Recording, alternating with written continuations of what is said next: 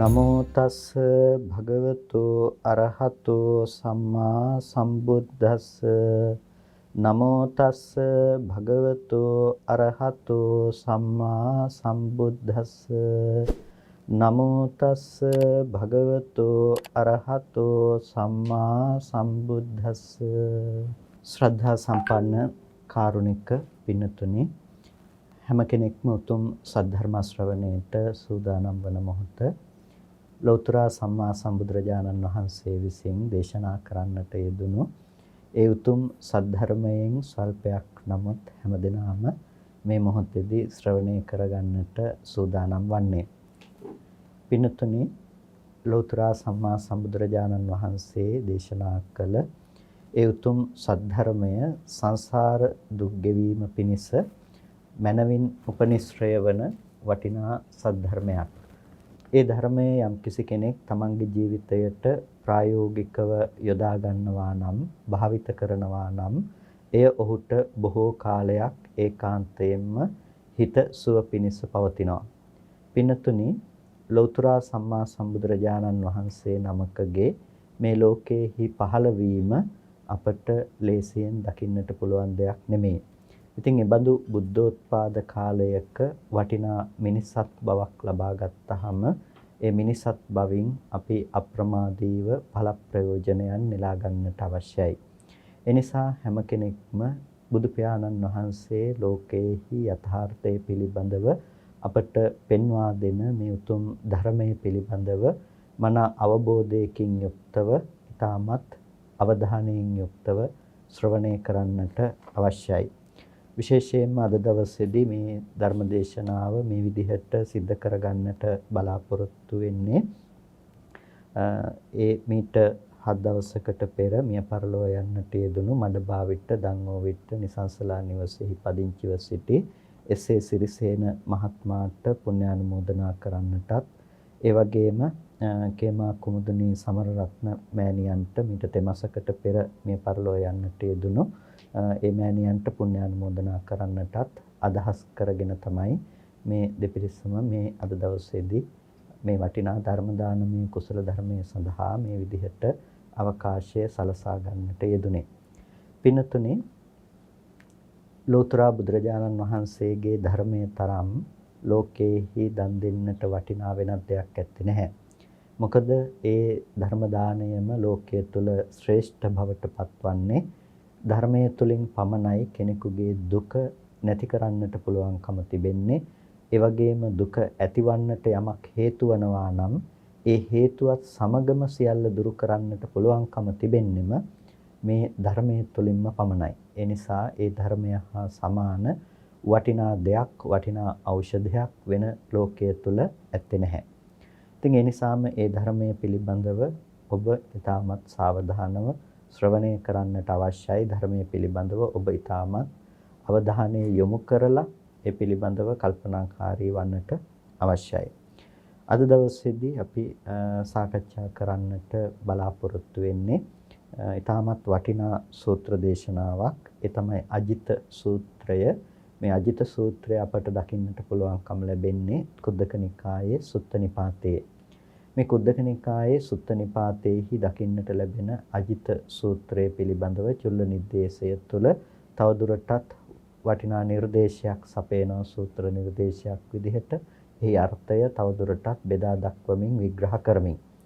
පින්තුනි බාවාරි බමුණගේ ශිෂ්‍යෙක් තමයි මේ අජිත මානවකයා. බාවාරි බමුණගේ ශිෂ්‍යෙක් වුණ මේ අජිත මානවකයා බුදුරජාණන් වහන්සේගෙන් මේ ප්‍රශ්න විමසා සිටින්නට යෙදුණා.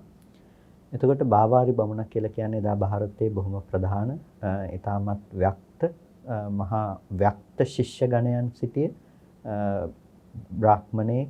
ඉතින් එතුමා බුදුරජාණන් වහන්සේ පිළිබඳව බුද්ධ කියන වචනය ඇසීමෙන්ම මහත් ප්‍රසාදයටපත් වෙලා බුදුරජාණන් වහන්සේ හමුවන්නට තමන්ගේ ශිෂ්‍ය පිරිවට හා ගිහිල්ලා බුදුරජාණන් වහන්සේත් එක්ක සාකච්ඡා කළා. ඉතින් එතනදී සිදු වුණ ඇතම් සාකච්ඡාවන් බුදුරජාණන් වහන්සේගෙන් හිතින් ප්‍රශ්න විසඳනවා, බුදුරජාණන් විමසනවා. බුදුරජාණන් වහන්සේ හිතින් ඒ ප්‍රශ්න පිළිබඳව අවබෝධ කරගෙන නැතිනම් හිතින් දකිමින් ඒ ප්‍රශ්නවලට පිළිතුරු බුදුරජාණන් වහන්සේ දේශනා කරනවා. ඉතින් ඒ නිසාම මේ සූත්‍ර දේශනාවන් එදා සමස්ත ಭಾರತයේ පුරාවටම පැතිරලා ගියා බොහොම වේගෙන් මිනිසුන් අතර බොහොම කතා බහට ලක් වුණා. මේ මානවකයන් විසින් විමසන ලද මේ දේවල් පවා පසුව ඒ ප්‍රශ්න පවා සූත්‍ර හැටියට එදා යුගයේ තුල මිනිසුන් කටපාඩම් කරගෙන දරාගෙන පැමිණි බව අපිට සාධක ලෙස දකින්නට පුළුවන්කම තිබෙනවා.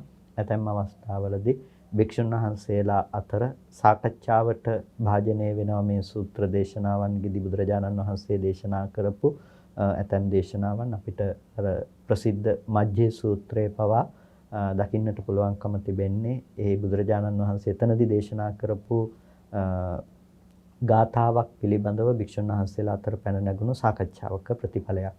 ඊට පස්සේ නන්දමාතු සූත්‍රයේදී අපිට දකින්නට පුළුවන් වේලු කණ්ඨකී නන්ද මාතාව මේ පිළිබඳව මේ ධර්මයේ සජ්ජායනා කරමින් සිටපු අවස්ථාවන්. ඒ වගේ ත්‍රිපිටකයේ තුලම මේ අවස්ථාවේ භාග්‍යතුන් වහන්සේ විසින් දේශනා කරපු ධර්මයේ බුදුරජාණන් වහන්සේගෙන් විමසපු කාරණාවන් එදා සමාජය තුළ දරාගෙන හිටියා. පාරායන වග්ගයත් අට්ඨක වග්ගයත් කියන මේ වග්ග දෙකම එදා සමාජය තුළ බොහොම සුප්‍රසිද්ධ දේශනා හැටියටයි සැලකුණේ.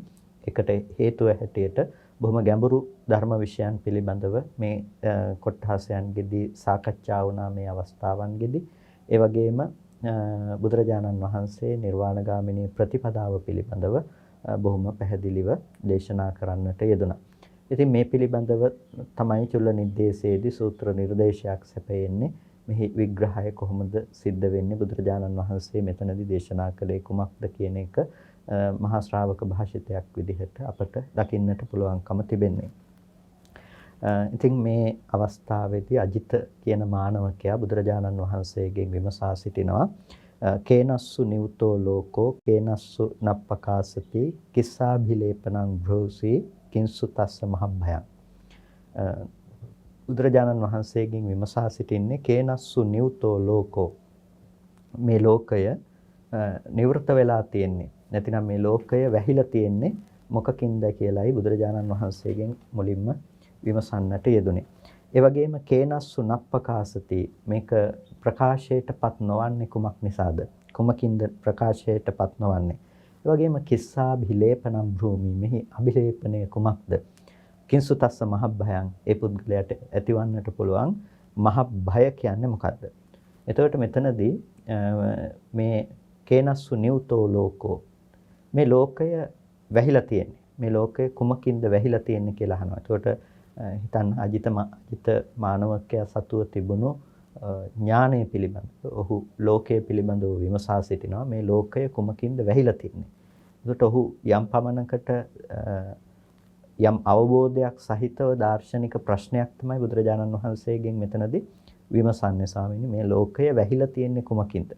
එතකොට ඔහු දන්නවා, ලෝකයේ පිළිබඳව දන්නවා, මේ ලෝකය වැස්මක් සහිතයි කියන එක පිළිබඳව දන්නවා. යථාර්ථය පිළිබඳව සාමාන්‍ය සත්වයාට ප්‍රතිවේධ නොවන ආකාරයේ වැස්මක් සහිතයි කියන එක පිළිබඳව ඔහු දන්නවා. දැනගෙන නමුත් ඔහුට ඒ පිළිබඳව අවබෝධයක් නැහැ. ඒ නිසායි බුදුරජාණන් වහන්සේගේ මේ ප්‍රශ්නය විමසන්නේ. එතකොට මෙතනදී ලෝකය කියලා කියනකොට මොකද්ද මේ ලෝකය? මේ පිළිබඳව නිර්දේශ සපයනවා. නිරය ලෝක, තිරච්ඡාන ලෝක, පෙත්තිවිසේ ලෝක, මනුස්ස ලෝක, දේව ලෝක, කන්ද ලෝක, ධාතු ලෝක, ආයතන ලෝක, අයං ලෝකෝ, පරෝ ලෝකෝ, බ්‍රහ්ම ලෝක, දේව ලෝක, අයං උච්චති ලෝකෝ. එතකොට යම්තාක් ලෝක කියලා කියනවා නම් ඒ සියලුම ආකාරයේ ලෝක මෙයට සංග්‍රහ කොට දක්වනවා. ඒ කියන්නේ ඕනම ආකාරයේ ලෝකයක් පිළිබඳව දක්වනවා නම් ඒ දක්වන ලෝකය පිළිබඳව බුදුරජාණන් වහන්සේගේ විවරණය තමයි මෙතනදී මේ සූත්‍ර නිර්දේශය තුළ දක්වන්නේ. ලෝකය කියනකොට යම් නිර්වචනයකින් අපිට සපයන්න පුළුවන් නම් එළව, මෙලව, පරලොව, දිව්‍ය ලෝක, බ්‍රහ්ම ලෝක, මනුස්ස ලෝක, പ്രേත ලෝක, තිරිසන් ලෝක, බ්‍රහ්ම ලෝක, අපි ලෝකය කියලා කතා කරන ওই විදිහටනේ මනුස්ස ලෝක ඔය. එතකොට ලෝකය කියලා යම් තාක් කතා කරනවා මේ හැමතැනම. එතකොට මේ හැමතැනම මොකක්ද අහන්නේ? කේනස්සු නිව්තෝ ලෝකෝ. එතකොට මොකකින්ද මේක මේ වැහිලා තියෙන්නේ? මේ ලෝකය පිහිට වෙලා තියෙන්නේ, පටිච්චන්න වෙලා තියෙන්නේ. මේක වැහිලා තියෙන්නේ මොකකින්ද කියලායි බුදුරජාණන් වහන්සේගෙන් විමසන්නේ. එතකොට කේනස්සු නියුතෝ ලෝකෝ, මොකකින්ද මේ ලෝකේ වැහිලා තියෙන්නේ? එතකොට ලෝකයේ තියෙන වැස්ම පිළිබඳව මේ බුදුරජාණන් වහන්සේගෙන් විමසනකොට බුදුරජාණන් වහන්සේ මේකට පිළිතුරු ලබා දෙනවා. අවිජ්ජාය නියුතෝ ලෝකෝ, මේ ලෝකේ වැහිලා තියෙන්නේ අවිද්‍යාව නිසා. ලෝකේ වැහි පවතින්නේ අවිද්‍යාව නිසා. අවිද්‍යාව කියනකොට අපි දන්නවා චතුරාර්ය සත්‍ය ධර්මයේ නොදන්නාකම, දුක්ඛේ අඥානං, දුක්ඛ සමුදය අඥානං, දුක්ඛ නිරෝධේ අඥානං, දුක්ඛ නිරෝධගාමිනී පටිපදාය අඥානං. මේ තමයි අවිද්‍යාව කියලා කියන්නේ. නොදන්නාකම, යථාර්ථය නොදන්නාකම. එතකොට මේ අවිද්‍යාව නිසා ලෝකේ වැහිලා තියෙනවා. අවිද්‍යාව නිසා ලෝකේ වැහිලා තියෙන. කියන්නේ දුක ගැන දන්නේ නැතිකම නිසා, දුක්ඛ සමුදය පිළිබඳව දන්නේ නැතිකම නිසා, දුක්ඛ නිරෝධය පිළිබඳව නොදන්නාකම නිසා, දුක්ඛ නිරෝධගාමිනී ප්‍රතිපදාව පිළිබඳව නොදන්නාකම නිසා මේ ලෝකය වැසී පවතිනවා. එතකොට මොන ලෝකයේද වැසී පවතින්නේ? අපි යම් ලෝකයක් ගැන අපි හඟිනවා. යම් ලෝකයක් පිළිබඳව අපි කල්පනා කරනවා. අන්නේ අපි හඟින, අපි කල්පනා කරන ලෝකය සම්පූර්ණයෙන්ම වැසී පවතිනවා වැස්මක් විදිහට. කොමකින්ද? චතුරාර්ය සත්‍ය ධර්මයේ දුක්ඛේ අඥානං, දුක්ඛ සමුදය අඥානං, දුක්ඛ නිරෝධේ අඥානං, දුක්ඛ නිරෝධගාමිනී පටිපදාය අඥානං කියන මෙන්න මේ නොදන්නාකම නිසා. ඒකට කොහොමද නොදන්නාකම නිසා ලෝකේ වැහිලා තියෙන්නේ? නොදන්නාකම නිසා ලෝකේ වැහිලා තියෙන්නේ. ලෝකේ තිබෙනවා යථා භූත ස්වභාවයක්. ඒක තමයි ලෝකේ තිබෙන දුක කියන යථා භූත ලක්ෂණය. ඒක කවදාවත් ලෝකේ වෙනස් වෙන්නේ නැහැ. දුකයි කියන මේ දුක්ඛ ලක්ෂණය ලෝකේ කවදාවත් වෙනස් වෙන්නේ නැහැ. ඒක මොනම විදිහකටවත් දුකයි කියන ලක්ෂණය වෙනස් වෙන්නේ නැහැ. ඒකට මෙතනදී දුකයි කියලා කියන්නේ ඔබ හොඳටම දන්නවා මේ කරුණ පිළිබඳව අහලා තියෙන නිසා. මේකේ දුකයි කියලා කියන්නේ සංකතයි කියන අර්ථයෙන් කියන එක. මම හිතනවා මෙතන අද දවසේදී නම් ආධුනිකව පිරිසක උත්සාහ සම්බන්ධ වෙනවා. එතකොට දුකයි කියලා කියන්නේ සංකත දුක්ඛ ලක්ෂණය කියන. සංකතයි කියලා කියන්නේ හේතු නිසා සකස් වෙනවා. එතකොට මේ ලෝකේ දුකයි කියලා කියන්නේ අපෝ මට හරි අමාරුයි හරි දුකයි කියන අපි අර දුක ගැන කතා කරන වේදනාව නිසා නෙමෙයි මේක දුකයි කියලා කියන්නේ. වේදනාවකින් පමණක් අරගෙන වේදනා මාත්‍රයකින් විතරක් මේක දුකයි කියලා කියන්නට පුළුවන් කමක් නැත්තේ නැහැ. වේදනාව කියන කොටස මේකට අයිති. දැන් සමහර වෙලාවට කෙනෙක් හිතනවා දැන් දුක කියලා කියනකොට මේ වේදනා කොටස් ටික විතරයි කියලා. ඒ බුදුරජාණන් වහන්සේ දුක ගැන දේශනා කරනකොට දේශනා කරන්නේ ජාතිපි දුක්ඛා, ජරාපි දුක්ඛා, ව්‍යාධිපි දුක්ඛෝ, මරණම්පි දුක්ඛං, අප්පේහි සම්පයෝගෝ දුක්ඛෝ, පියේහි විපයෝගෝ දුක්ඛෝ, යම් පිච්ඡන්න ලබති තම්පි දුක්ඛං. මේ දුක් ටිකනේ. ඒකට මේ දුක් ටික කායික සහ මානසික වශයෙන් ඇති වෙන දුක්. එතකොට දුක්ඛේ ඥානං කියලා කියන්නේ මේ ටික තේරුම් ගන්නවා කියන තැනින් විතරක් කෙනෙක් කල්පනා කරනවා. හැබැයි මේකේ මේ දුක් ටික දක්වන්නේ මේ වේදනාව තේරුම් ගැනීම කියන අර්ථය. එහෙම නැතිනම් මේ හිතට දැනෙන දුක සහ කයට දැනෙන දුක කියලා අපි දුක කොටස් දෙකකට බෙදනවානේ. ඒකට කියනවා දෝමනස්සය කියලා හිතට දැනෙන එකට. ඒ කියන්නේ හිතට යම් දෙයක් අපිට දැනෙනවා. වැඩිපුරම අපි හිතෙන් දුක් විඳිනවා. ඒ හිතෙන් දුක් විඳින එකට කියන්නේ දෝමනස්සය කියලා. දුක කියලා කියන්නේ කයට දැනෙන දුක. කටුවක් කනනොත් හරි කකුලක් තුවාල වුණොත් හරි කායිකව ඇති වෙන වේදනාවකට අපි කියනවා දුකයි කියලා. එතකොට මේ දුක්ඛ දෝමනස්ස කියන දෙකෙන් තමයි මේ දුක කියන දේ හඳුනාගන්නේ. හැබැයි මේ ශාසනයේ දුක්ඛේ ඥානං කියන තැන දේශනා කරන්නේ බුදුරජාණන් වහන්සේ. දුක ගැන දන්නවා, දුක ගැන අවබෝධ කරගන්න කියලා දේශනා කරන්නේ ওই වේදනාව හඳුනා ගන්න කියන එක නෙමෙයි. වේදනාත්මක දුක නැතිනම් දුක දෝමනස්ස කියන දෙක දැනගන්න කියන තැනින් නෙමෙයි. දුක දෝමනස්ස කියන දේවල් හටගන්නෙත් සුඛ සෝමනස්ස සැප සහ සොම්නස් බව හටගන්නෙත් මේ එකම දුක්ඛ ලක්ෂණයක් ඇති තැනක. ඒ තමයි සංකත දුක්ඛ ලක්ෂණය. ඒක विद्यमान වෙන්නේ කොහොමද? සංකිට්ඨේන පංච උපාදානස්කන්ධා දුක්ඛ. ලෝකේ ස්වභාවය ගැන කෙටියෙන්ම කියනවා. අර දේවලු දුකම තමයි, වේදනාවක් දුකම තමයි. සංකිට්ඨේන කෙටියෙන්ම කිව්ව පංච උපාදානස්කන්ධේ දුකයි. එතකොට පංච උපාදානස්කන්ධ දුක. පංච උපාදානස්කන්ධ දුක. එතකොට මේ පංච උපාදානස්කන්ධ දුක කියනකොට මෙතනදී මේ කියන්නේ ස්කන්ධ දුකක් පිළිබඳව. ස්කන්ධ දුකක් කියලා කියන්නේ මේ රූප වේදනා සංඥා සංඛාර විඥාන ආදී මේ පවත්නා ස්කන්ධ ධර්මයන්ගේ දුක්ඛ ලක්ෂණය. ඒ කියන්නේ හට ගන්න බව. ස්කන්ධයන්ගේ හටගන්න ස්වභාවය. ස්කන්ධයන්ගේ යම් හට ගැනීමක් තිබෙනවා නම් අන්නේ හටගන්න බව සංකත දුක්ඛ ලක්ෂණය කියලා කියනවා. එතකොට මේ හටගත්තු ධර්මයෝ හේතුන්ට අවශ්‍ය විදිහට වෛකල්‍ය භාවයට, විපරීත භාවයට, විපරිණාමයන්ටපත් වෙනවා. එතකොට ඒක නිසා ඒක පීලනාර්ථයේහි පිළීම් සහගත ස්වභාවයෙන් යුක්තයි. ඒ වගේම සංකත සංතාපාර්ථයන්ගෙන් යුක්තයි. එතකොට දැන් මේ දුක්ඛ ලක්ෂණ ටික පිළිබඳව අපි කතා කරනකොට මේ දුක්ඛ ලක්ෂණයන්ගෙන් තමයි අපි දුක පිළිබඳව කතා කරන්නේ. ඒ කියන්නේ දුක කියලා අපි යමක් පිළිබඳව වේදනාවක් ගැන නෙමෙයි කතා කරන්නේ. දුක කියන්නේ නුවණින් අවබෝධ කළ යුත්තක්. ඒ අවබෝධ කරන එකට තමයි දුක්ඛේ ඥානං කියලා කියන්නේ. එතකොට දුක්ඛේ ඥානං කියලා කියනකොට ලෝකේ පවතින යථාභූත ධර්මතා ටික. යථාභූත ධර්මතා ටික කියලා කියන්නේ මේ ස්කන්ධ ධර්මතාවයන්.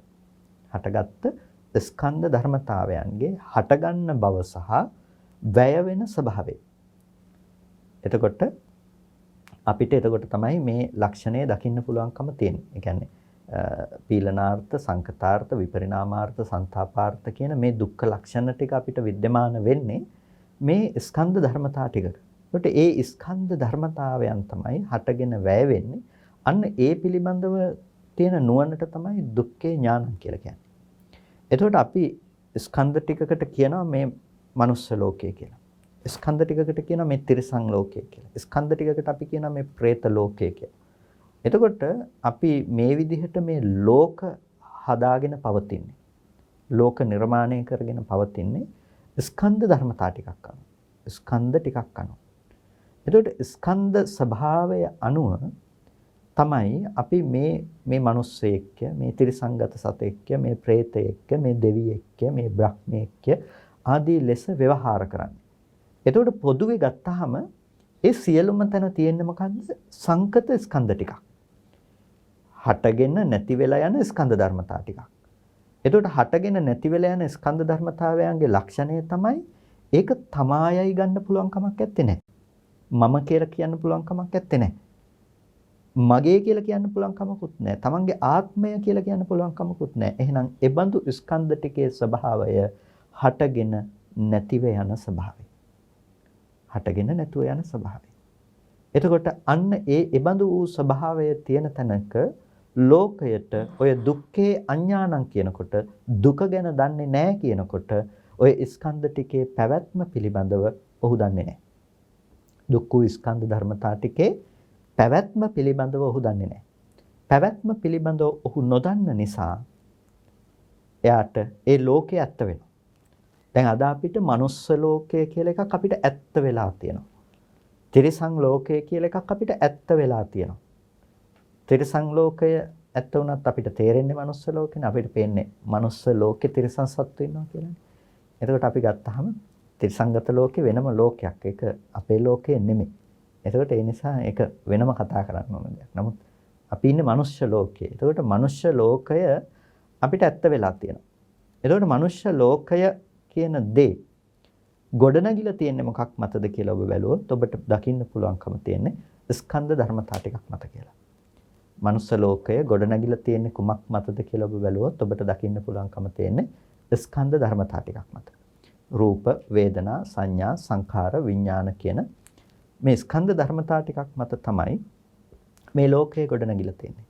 එතකොට මේ ස්කන්ධ මාත්‍රික ලෝකයක්. ඒකට අපි කියනවා ස්කන්ධ ලෝක කියලා. ඒක තමයි ලෝකේ ස්වභාවය. ස්කන්ධයන්ගේ ලක්ෂණය හටගෙන වැය වෙනවා. හැබැයි අපි ස්කන්ධ ධර්මතා ටික පිළිබඳවම මේ ලෝකයේ පිළිබඳව මේ නොදන්නාකම නිසා අපි විවිධ දේවල් හදාගෙන ජීවත් වෙනවා. අම්මා තාත්තා ගෙවල් දොරවල් වෙන්න පුළුවන්. මේ මුළු ලෝකෙම තියෙනවා කියලා අපි සංකල්පනාවක් තුළ ජීවත් වෙනවා. එතකොට අපිට තියෙන්නේ කොහොමද? අපි උපදින්න කලින් මේ ලෝකෙ තිබ්බා. තිබුණ ලෝකේ අපි ඉපදුනා. තියෙන ලෝකේ අපි ජීවත් වෙනවා. ඊට පස්සේ ලෝකෙ තියෙද්දි අපි මරණයටපත් වෙනවා. මේක තමයි අපේ සාමාන්‍ය දර්ශනය. එතකොට මෙහෙම දර්ශනයක් තියෙන මොකක් නිසාද කියලා බුදුරජාණන් වහන්සේ දේශනා කරන්නේ අවිජ්ජා නියුතෝ ලෝකෝ. මේ ලෝකයේ ඇත්ත ලෝකේ වැහිලා තියෙන මොකක් නිසාද? මේ ලෝකේ මේ විදිහට හැදිලා තියෙන්නේ යම් වැස්මක් නිසා. මොකක්ද ඒ වැස්ම? අවිජ්ජා. අවිද්‍යාව කියන්නේ නොදන්නාකම. දන්නේ නැහැ. මෙතන තියෙන සංකත ධර්මයන්ගේ සංකත ලක්ෂණය පිළිබඳව දන්නේ නැහැ. ඒ නිසා තමයි මේක නිර්මාණය වෙලා තියෙන්නේ. ස්කන්ධ ටිකට තණ්හා කරන නිසා තමයි ප්‍රතිසන්දි වශයෙන් යන්නේ. ඒක දන්නේ නැහැ. තණ්හාව නැති කළොත් මේක නිරුද්ධ වෙනවා, ලෝකේ නිරුද්ධ වෙනවා කියලා ලෝක නිරෝධය පිළිබඳව දන්නේ නැහැ. ලෝක නිරෝධය වෙන්නේ ලෝකෝත්තර සම්මා දිට්ඨිය ප්‍රදාන කරගත් ආර්ය අෂ්ටාංගික මාර්ගයෙන් කියන එක පිළිබඳව දන්නේ නැහැ. මේකට පොදුවේ කියන ආර්ය අෂ්ටාංගික මාර්ගය නැතිනම් දුක්ඛේ ඥානය ඇත්තේ නැහැ, දුක්ඛ සමුදය ඥානය ඇත්තේ නැහැ. දුක්ඛ නිරෝධය, දුක්ඛ නිරෝධ ගාමිනී ප්‍රතිපදාව පිළිබඳව ඇත්තේ නැහැ නුවණක්.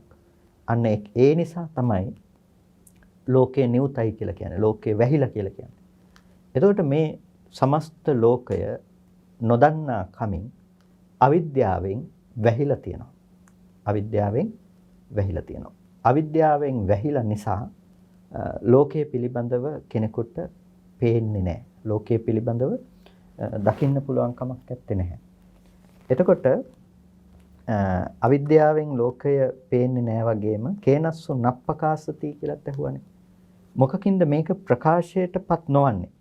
එතකොට මේ ප්‍රකාශයටපත් නොවන්නේ මොකකින්ද අහනකොට මේ දැන් ලෝකය පිළිබඳව වැහිලා තියෙන්නේ අවිද්‍යාව නිසා. ලෝකයේ අවිද්‍යාවෙන් වැහුණට දැන් මේ වැස්ම දුරු කරන්න බැරි ඇයි කෙනෙකුට? ලෝකයේ වැස්ම කියන දේ දුරු කරන්නට බැරි ඇයි කෙනෙකුට? ඒ නිසා තමයි අහන්නේ මේ කේනස්සු නප්පකාසති කියලා. මේක ප්‍රකාශයටපත් නොවන්නේ. අවිද්‍යාවෙන් මේක වැහිලායි තියෙන්නේ කියන එක අපිට දැන් ඒක කොච්චර කිව්වත් අපිට තේරෙන්නේ නැහැ. අපිට මේ ලෝකයම ඇත්ත වෙලා කියලා තමයි අපිට තේරෙන්නේ. ඒ කියන්නේ දැන් මේක පිළිබඳව අපි කොච්චර කතා කළත් අපිට තේරෙන්නෙම මේක ඇත්තම වෙලා. ඒ කියන්නේ ලෝකයේ පිළිබඳව අපිට ඇත්තම වෙලා තමයි අපිට පේන්නේ.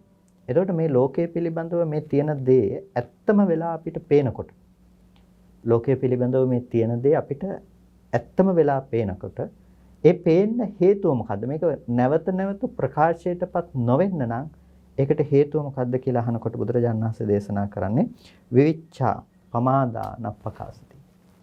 එතකොට මේක ප්‍රකාශයටපත් නොවනවා නම් ප්‍රකාශයටපත් නොවන්නට හේතුවක් තියෙනවා.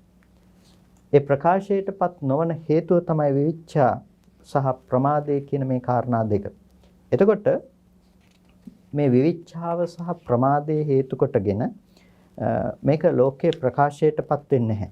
එතකොට මොකද්ද මේ විවිච්ඡා කියලා කියන්නේ?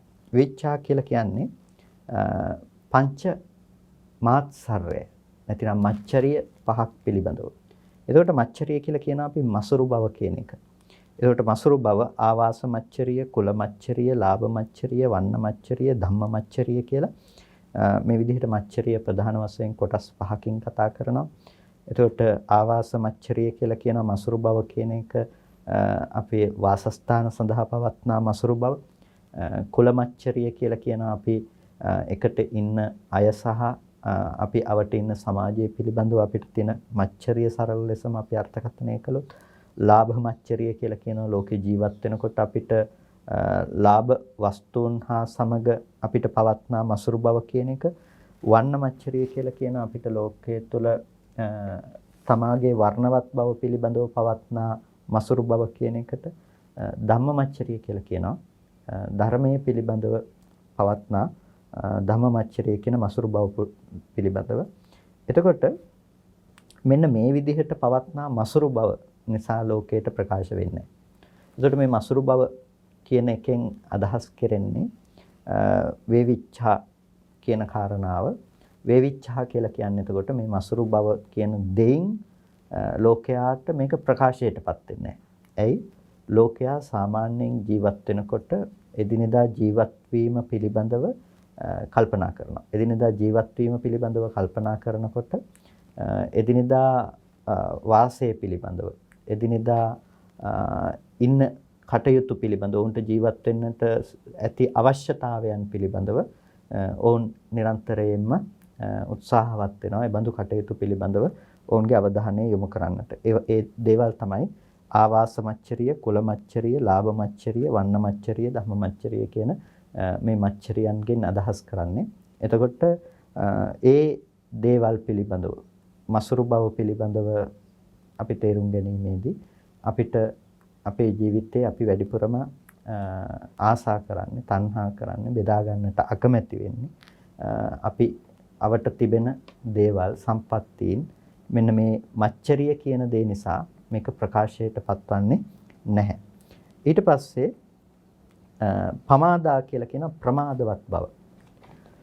ලෝකයට මච්චරිය නිසා ඒ දේ ප්‍රකට වෙන්නේ නැහැ වගේම ලෝකයට ප්‍රමාදයේ නිසාත් මේක ප්‍රකට බවට පත්වන්නේ නැහැ. ප්‍රමාදය කියලා කියන්නේ ප්‍රමාද වෙන ස්වභාවය. ඒ කියන්නේ ප්‍රමාදය කියන එක අපි අමුතුවෙන් විශේෂයෙන් කතා කරන්නට දෙයක් නැහැ. ඔබ දන්නවා මොකද්ද ප්‍රමාදය කියලා කියන්නේ. එතකොට ප්‍රමාදය කියලා කියන වචනයට අපිට නමුත් අර්ථකථනයක් විදිහට දෙන්නට පුළුවන් ලොකු අර්ථකථනයක් තිබෙනවා. කාය දුච්චරිතේ වා වචී දුච්චරිතේ වා මනෝ දුච්චරිතේ වා පංචසුවා කාම ගුණේසු චිත්තස්ස වස්සග්ගෝ වස්සග්ගා නූප්පාදනං කුසලානං ධම්මානං භාවනාය අසක්කච්ච කිරියතා ආදී ලෙස ප්‍රමාදය කියලා කියන්නේ මොකද්ද? කාය දුස්චරිතේ හිත නියලී තිබෙනවා නම් ඊට පස්සේ වචී දුස්චරිතේහි මනෝ දුස්චරිතේහි සිත නියලී තියෙනවා නම් ඒ කියන්නේ අකුසල ධර්මයන් ඇසුරු කරනවා නම් ඒක තමයි ප්‍රමාද බව කියලා කියන්නේ. පංචකාම ගුණේසු චිත්තස්ස වස්සග්ගෝ. පංචකාම ගුණයන් පිළිබඳව තමන්ගේ හිත නැමී පවතිනවා නම් ඒ කියන්නේ රූප, ශබ්ද, ගන්ධ, රස, ස්පර්ශ කියන මේ දේවල් තමයි පංචකාම ගුණ කියලා කියන්නේ. පංචකාම ගුණ. මේ දේවල් මත තමයි මේ කාමය කියන දේ विद्यमान වෙන්නේ. රූපය, ලස්සන රූප දකින්න කැමති, මිහිරි සද්ද අහන්න කැමති. මේ දේවල් ඔබේ ජීවිතය තුළින් දකින්න ඔබ උත්සුක වන්න. දැන් අපේ කැමැත්ත තියෙන්නේ බොහොම ලස්සන ප්‍රියමනාප රූප දකින්න. ඒ වගේම අපේ කැමැත්ත තියෙන්නේ බොහොම මිහිරි සද්ද අහන්න. ඒ වගේම හොඳ ගඳ සුවඳ අපිට ආග්‍රහණය කරන්න තියෙනවා නම් හොඳ රස විඳින්න තියෙනවා නම් හොඳ ස්පර්ශයන්ට මිහිරි ස්පර්ශයන්ට අපි කැමති. අපි ලෝකේ කැමති වෙන්නේ මෙන්න මේ වගේ දේවල් වලට. දොටේ පංචකාම ගුණයන් පිළිබඳව චිත්තස්ස වස්සග්ගෝ. සිත ඒ පැත්තට නැමී පවතිනවා. සිත ඒ පැත්තට නැඹුරු වෙලා පවතිනවා. එතකොට ඒකට තමයි මේ සිතේ හැරීම පිළිබඳව සිත නැඹුරු වී පැවැත්ම පිළිබඳව කතා කරන්නේ. එතකොට මෙන්න මේක තමයි ප්‍රමාදය කියලා කියන්නේ. ඊට පස්සේ නූපන් කුසල ධර්මයන් නූපදවීමක් පිණිස හිත යොමු කරන්න හිත නැවෙන්නේ නැහැ. අපේ හිතේ නූපන් කුසල ධර්මයන් හිතේ දියුණු කිරීම සඳහා හිත නැවෙන්නේ නැහැ.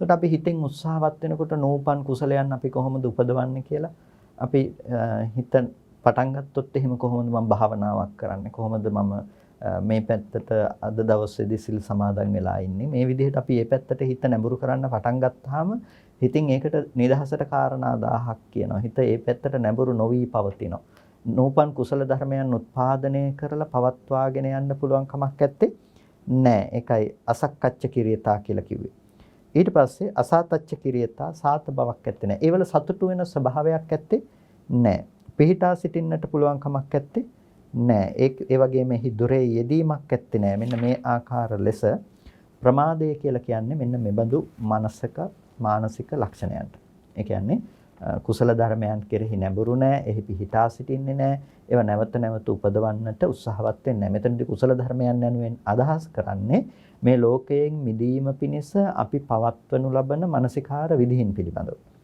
එතකොට අන්න එබඳු වූ මානසිකාර විදිහින් පිළිබඳව හිත නමන්නේ නැහැ. අන්න ඒකට කියනවා ප්‍රමාදය කියලා. ප්‍රමාදයත් තමන්ගේ ජීවිතය තුළ ජීවිතය පවත්වා ගැනීම සඳහා අවශ්‍ය වන සම්පත් පිරිවර මාත්සර්යත් නිසා, මසුරු බවත් නිසා ලෝකයට මේක පේන්නේ ප්‍රකාශයට පත්වන්නේ නැහැ. අවිද්‍යාවෙන් ලෝකෙ වැහිලා තියෙනවා. ඒක තමයි ලෝකෙ තියෙන වැස්ම, මිනිස්සුන්ට වෙලා තියෙන නොපෙනෙනකම. ඒක දකින්න බෑ මොකද මිනිස්සුන්ට ඊට වඩා දේවල් තියෙනවා මිනිස්සුන්ට ඊට වඩා දේවල් කල්පනා කරන්න තියෙනවා තමන් ගෙවල් දොරවල් යාන වාහන ඉන්න හිටින තැන් ඊට පස්සේ තමන් එකට ඉන්න මිනිස්සු එකට ඉන්න ජනතාව ඊට පස්සේ භෝග සම්පත් මේ දේවල් පිළිබඳව මිනිස්සුන්ට කල්පනා කරන්න ගොඩක් දේවල් තියෙනවා ඒ නිසා මිනිස්සුන්ට මේක ප්‍රකාශයටපත් වෙන්නේ ඊට පස්සේ මිනිස්සු බොහොම ඒ නිසාම ප්‍රමාදයි පංචකාම ගුණික ධර්මයන් පිළිබඳව විතරයි මනස පිහිටවන්නේ. ඒ සීමාව ඉක්මවා යන්නට සමර්ථ නැහැ. හැම වෙලාවකදීම රූප, ශබ්ද, ගන්ධ, රස, ස්පර්ශ කියන දේවල් වලින් හිතේ පිනවීම, සතුට එන බව උන්ට ප්‍රායෝගිකව තේරෙනවා. ඒ බව තේරෙන නිසා ඒ පැත්තටම නැඹුරු වෙනවා. ඒ දේවල් ඉක්මවල යෑමක් ගැන, ඒ දේවල් වලින් එන දුක අයින් කරලා එළියට ගිහිල්ලා මහා සැපයක් ලබන්න පුළුවන් කියන එක හීනකින්වත් හිතන්නේ. ඒ නිසා ඒ අයට ලෝකයේ මේක ප්‍රකාශයටපත් වෙන්නේ නැහැ කවදාවත්. ඊට පස්සේ මේකේ අභිලේපනය කුමක්ද කියලා ඇහුවේ. ඊට පස්සේ විමසපු තුන්වෙනි කාරණාව බවට පත් උනේ මොකද්ද මේකේ අභිලේපනය කියලා. එතකොට බුදුරජාණන් වහන්සේ දේශනා කරේ චප්පාභිලේපනම් භූමි කියලා. එතකොට මේ චප්පා කියලා කියන්නේ මොකද්ද? එතකොට මේ භූමි කියනකට මේක මම ප්‍රකාශයටපත් කරනවා කියනකොට මෙතන තණ්හාව තමයි අභිලේපනය කියලා කියන්නේ. මේක ජප්පාභිලේපනම් ඇත්තටම වචනේ ජප්පාභිලේපනම් භූමි. එතකොට මේ තෘෂ්ණාව තමයි අභිලේපනයේ බවට පත් වෙන්නේ.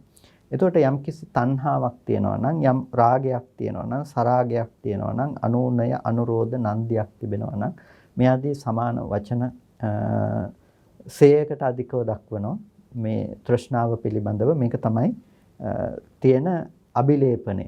එතකොට අභිලේපනය කියන්නේ ඇලීම නැතිනම් බැඳීම කියන දේ. වෙනස් ස්වરૂපයකින් පෙන්වීම කියන දේ. එතකොට මෙහි තිබෙන අභිලේපනය කියන එක මොකද්ද? තෘෂ්ණාව. එතකොට මේ තෘෂ්ණාව නිසා තමයි අභිලේපනයේ බවට පත්වන්නේ. මේ තෘෂ්ණාව නැමැති අභිලේපණයෙන් නැවත නැවත මේ ජප්පාවෙන් අභිලේපනය වෙලා තියෙන නිසා, බැඳිලා ඇලිලා තියෙන නිසා එයාට යථාර්ථයේ පිළිබඳව පේන්නේ නැහැ. ඒ නිසා නැවත නැවත ප්‍රකාශයට පත්වන්නේ නැහැ. මේ අභිලේපනයේ තියෙන නිසා එයාට පේන්නේ. එතකොට අවිජ්ජා නියුතෝ ලෝකෝ කිව්ව, ලෝකය අවිද්‍යාවෙන් වැහිලා තියෙන කිව්ව. ඊට පස්සේ වෙවිච්ඡා පමාදාන ප්‍රකාශති කිව්වා. මාස්සර්ය සහ ප්‍රමාදේ නිසා එක ප්‍රකාශයටපත් වෙන්නේ නැහැ කියලා. ජප්පාභිලේපනම් භූමි කියලා කිව්වා. ඒක අභිලේපනේ නැතිනම් තෘෂ්ණාව නිසා ඒක මේ අභිලේපනයයි එහි වසා දමලා ඒකේ බඳවලා තිබෙනකම තමයි. ඒ කියන්නේ දැන් අපි වැස්ම ප්‍රකාශයටපත් කරන්නේ නැත්තේයි කියලානේ කිව්වේ. ප්‍රකාශයටපත් නොකරන පැත්තටම ඇලී පවතින්නේ කුමක් නිසාද? තෘෂ්ණාව නිසායි. එතකොට එහෙම ජීවත් වෙන කිංසුතස්ස මහබ්බයන් කියලා හුවා. එහෙම ජීවත් වෙන කෙනාට මහ බයක් තියෙනවා නම් මහ බය මොකද්ද? කොටිම කියනවා නම් එහෙම ජීවත් වුණොත් එයාට තියෙන ඒකේ වරද මොකද්ද? එතකොට බුදුරජාණන් වහන්සේ ඒ කෙනාට දේශනා කරන්නේ දුක්ඛමස්ස මහ බය. ඔහුට තියෙන බය තමයි දුක. ඔහුට තියෙන බය තමයි දුක කියලා කියන්නේ. දුක්ඛං අස්ස මහ භයං. දුක තමයි ඒ කෙනාට තියෙන මහ බය.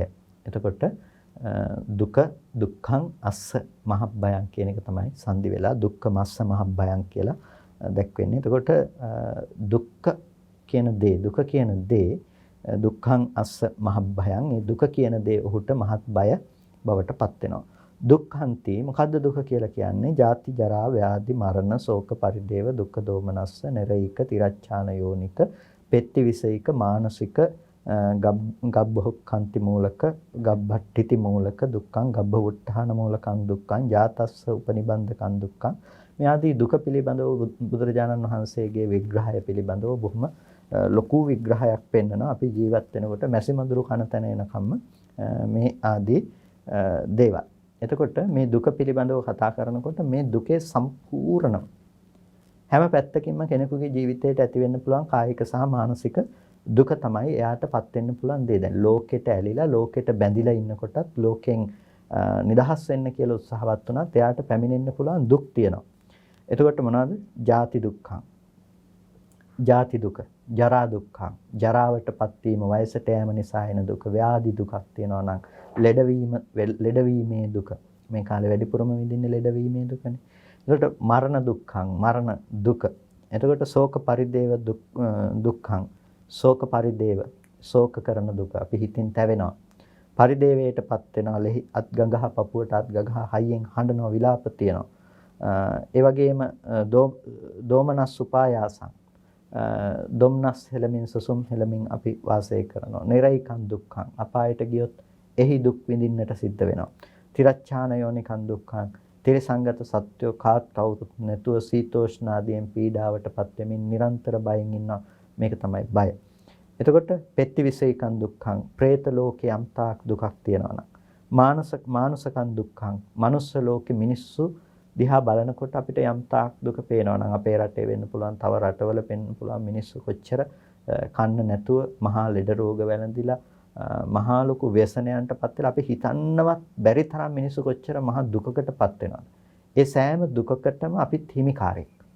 මේකෙදි මේ කිංසුතස්ස මහබ්බයන් කියලා කියන්නේ දැන් උඩ කියපු විදිහටම අපිට අවිජ්ජාවෙන් නියුත බව තිබෙනවා නම් ඒ වගේම අපිට මාත්සර්ය සහ ප්‍රමාදය නිසා ප්‍රකාශයටපත් වෙන්නේ නැත්නම් ඒක ඒ වගේම ජප්පාව හේවත් තෘෂ්ණාව නිසා අපිට ඒක අබිලේපණය වෙලා තියෙනවා නම් අපි එහි ඇලිලා තියෙනවා නම් ඒ ඕනම කෙනෙකුට මේ සෑම දුකක් මෙයාගේ ජීවිතේ බවට පත් වෙලා තියෙනවා. ඒ නිසා ඒ බඳු තැනකට එන්න පුළුවන්කම තියෙනවා. ඊට පස්සේ ගබ්බහොක්ඛන්ති මූලකං දුක්ඛං මව කුසකට ප්‍රවිෂ්ඨ වීමේ දුක ගබ්බට්ඨිති මූලකං දුක්ඛං ප්‍රවිෂ්ඨ වුණත් මව කුස තුල ඉන්න දුක ගබ්බවුත්ථාන මූලකං දුක්ඛං මව කුසෙන් එළියට බිහි වෙනකොට එන දුක ජාතස්ස උපනිබන්ධනං දුක්ඛං ඊට පස්සේ ඒ ඉපදිච්ච පුද්ගලයෙකුට මේ ඇතිවෙන ඒ දුක ඊට පස්සේ ජාතස්ස පරාදීයකං දුක්ඛං එතකොට ඒ උපන් පුද්ගලයාට මේ අනුන් අයත් බව නිසා එන දුක අත්ූපක්කමං දුක්ඛං තමාගේ උපක්‍රම නිසා තමන්ගේ වැරදි නිසා එන දුක අනිත් අයගේ වැරදි නිසා එන දුක එතකොට ලෝකේ හටගත්තු ධර්මයන් නිසා පැමිණෙන දුක විපරිණාමය නිසා එන දුක චක්කු රෝග සෝත රෝග ගහන රෝග විවහා රෝග කාය රෝග සීස රෝග කන්න රෝග මුඛ රෝග දන්ත රෝග ආදී මේ ලෙඩ දුක් නිසා එන දුක ඊට පස්සේ මැසි මදුරු ආදීන්ගෙන් එන පීඩාව මවගේ මරණය නිසා පියාගේ මරණය නිසා මේ ආදී දේවල් නිසා ඥාති පිරිවට නැතිවීම නිසා එන දුක ඥාති වේසනේ නිසා එන දුක එතකොට මේ විදිහට එන දුක් ඒ වගේම තමන්ගේ සීල වේසනේ නිසා එන දුක දිට්ඨි වේසනේ නිසා එන දුක තමන්ගේ සීලය කැඩුනහම දිට්ඨිය කැඩුනහම මේ ආදී දේවල් නිසා එන දුක එතකොට මෙන්න මේ විදිහට යම්තාක් ලෝකේ දුක ගැන කතා කරනවා නම් දුක්ඛමස්ස මහබ්බයං කියලා කියනවා. ඒ දුක තමයි ඒ කෙනාට මහත් බය පිණිස පවතින දේ. ඒ දුක තමයි ඒ කෙනාට මහත් බය පිණිස පවතින්නේ. ඒ කියන්නේ මේ දුක කියලා කියන්නේ ඒ කෙනාට ඇතිවෙන කායික සහ මානසික ඕනම දුකකට හේතුව බවට පත්වන්නේ අර අවිද්‍යා නියුතෝ ලෝකෝ කියලා කියවනේ අපි අවිද්‍යාවෙන් මේ ලෝකෙ වැහිලා තියෙන්නේ කියලා. අන්නේ ලෝකය අවිද්‍යාවෙන් වැසුණු බව තමයි මහා දුකක් බවට පත් වෙලා තියෙන්නේ. අවිද්‍යාවෙන් වැසුණු බව තමයි මහා දුකක් බවට පත් වෙලා තියෙන එකයි අවිද්‍යා නියුතෝ ලෝකෝ කියලා කිව්වේ. එතකොට ඒ වැසුණු නිසායි මේ දුක මේ සත්වයා කරා පැමිණෙන්නේ. ඒ වගේම ඒක ප්‍රකාශයටපත් නොවන නිසායි සත්වයා කරා මේ දුක පැමිණෙන්නේ. ඊට පස්සේ තෘෂ්ණාවෙන් එහි ඇලී පවතින නිසායි දුක පැමිණෙන්නේ. එතකොට මෙන්න මේ ධර්මතා ටික තිබුණොත් යම් කිසි කෙනෙකුට දුක්ඛමස්ස මහබ්බයං කියලා කිව්වා. දුක තමයි ඒ කෙනාට එන්න පුළුවන් මහම වේදනාව. දුක තමයි එන්න පුළුවන් මහම බය. අනිවාර්යයෙන්ම අර ටික තියෙනවා නම් මේ දුක් ටික ඔහුට උරුමමයි. අනිවාර්යෙන් අර ටික තියෙනවා නම් මේ දුක් ටික ඔහුට උරුමමයි. ඔහුට අනිවාර්යෙන් මේ දුක් ටික විඳින්න සිද්ධ වෙනවා. ඒක තමයි ලෝකේ ස්වභාවය. එනිසා අපි අපේ ජීවිතයට හැරිලා බලනකොට පිනතුනේ අපේ ජීවිතය තුළ අපිට පේන අපි මොනතරම් දුකට අපි මොනතරම් වෙහෙසට විඩාවටපත් වෙන්න වෙනවද කියලා. ඉපදුණු කෙනෙකුට හැම කෙනෙකුටම අනිවාර්යයෙන් මුහුණ දෙන්නට තියෙන දුක් ටික තියෙනවානේ. ඉපදීමේ දුක, ලෙඩවීමේ දුක, මරණ දුක පර්යවසානයේ කරගෙන ඉපදීමේ දුකේ ඉඳලා එයාට ජීවිතේ තමන් කැමති දේවල් නොලැබෙනකොට තමන් හිතන විදිහට ලෝකේ නොපවතිනකොට මිනිස්සුත් එක්ක කටයුතු කරන්න ගියාම ඊට පස්සේ අපි කැමති අය අපෙන් ඈත් වෙලා යනකොට මරණය, ව්‍යාධි ආදී ධර්මයන් හමු වේවන්නට පුළුවන්. ඒ අය අපිව අතහැරලා යනකොට එක්කෝ ඒ අය හොඳට ජීවත් වෙනකොට ඒ අයව අතහැරලා අපිට යන්න සිද්ධ වෙනකොට අපි මරණයටපත් වෙන්න සිද්ධ වෙනකොට මොනම තැනකින් හරි අපේ ජීවිතය දුකෙන් පීඩාවටපත් වෙනවාමයි. ඒක තමයි මහ භයතාවය. ඒක එතනින් කෙලවර වෙන්නේ නැහැ. ඒක එතනින් විඳලා එතනින් ඉවර වෙලා නතර වෙලා නැති වෙලාම යනවා නම් ඒක කමක් නැහැ කියන්න පුළුවන්. හැබැයි ඒක එතනින් නතර වෙන්නේ නැහැ. ඒකයි එතන තියෙන මහ භය. ඇයි මහ භය කියලා කියන්නේ? ඒක තාම තියෙනවා නිරය දුක්ඛං. අපායට යන්න පුළුවන්. ආපහු තිරිසංගත ලෝකෙට යන්න පුළුවන්. අපි මහා අප්‍රසන්න කරන තැනකට ගිහිල්ලා අපි උත්පත්තිය ගන්න පුළුවන්. ඒක එතනින් නතර වෙන්නේ නැහැ. ඒකයි තියෙන ගැටලුව, ඒකයි තියෙන ප්‍රශ්නය.